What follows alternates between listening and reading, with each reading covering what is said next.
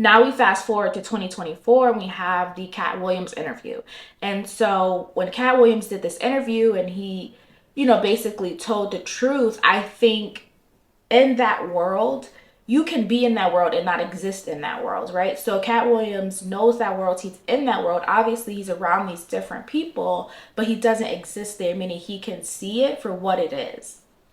So I think the rumblings were already there in Hollywood. I think the rumblings about the lawsuit, I think the rumblings about Cassie, I think the rumblings about other people having stories was already there. No one wanted to say anything because, as we see now, if we really jump towards the end, people feared Diddy. People feared what he could do. People feared retaliation. They feared blackballing. They feared all of these things. So they were like, I'm not touching that. Like, I don't want any parts of that. You know what I mean?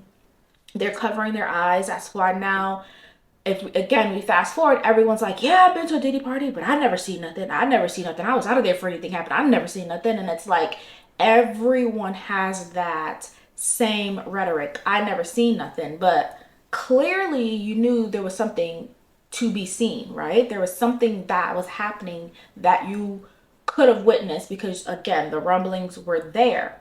So I believe Katt Williams, again, knowing it but not existing in it, is like, I don't give a fuck.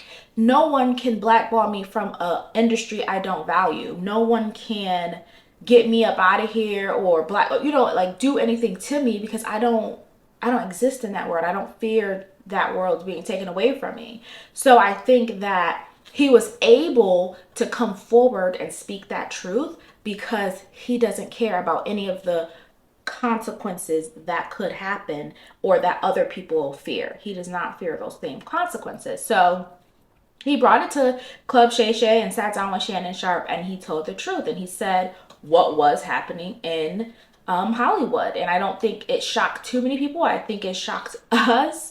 That's why it did so well, because we were like, there is absolutely no way. But it's because other people feared it. And Kat was like, I don't care. I'm going to say what I got to say. Like, what you going to do to me? They tried to tell you I was on drugs. I was crazy. I got all these arrests. I was this and that.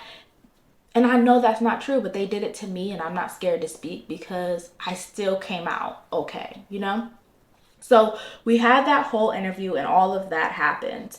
And then we get to him settling this lawsuit in January, right after the Katt Williams interview that, premiered.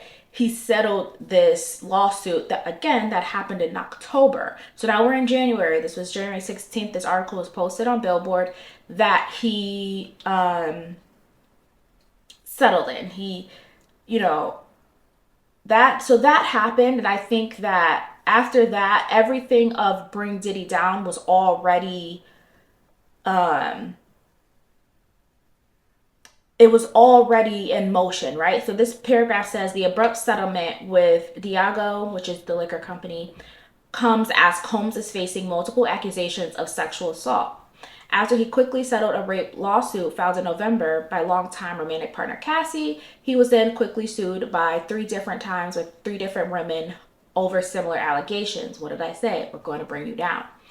Diddy has strongly denied all such accusations and vowed to clear his name in court. So it says back in May he sued them, and then it seems like he followed up and sued them again. But, and then it looks like they were then, upset about it. Obviously, they said the lawsuit was in bad faith. It was a sham. And he amassed over $1 billion from this and blah, blah, blah. He's just trying to get more money. So I think, again, like I said, so if we're thinking this rolls back to May, he did one lawsuit and then followed up with another in October. They were like, look, absolutely not. That's my theory, is that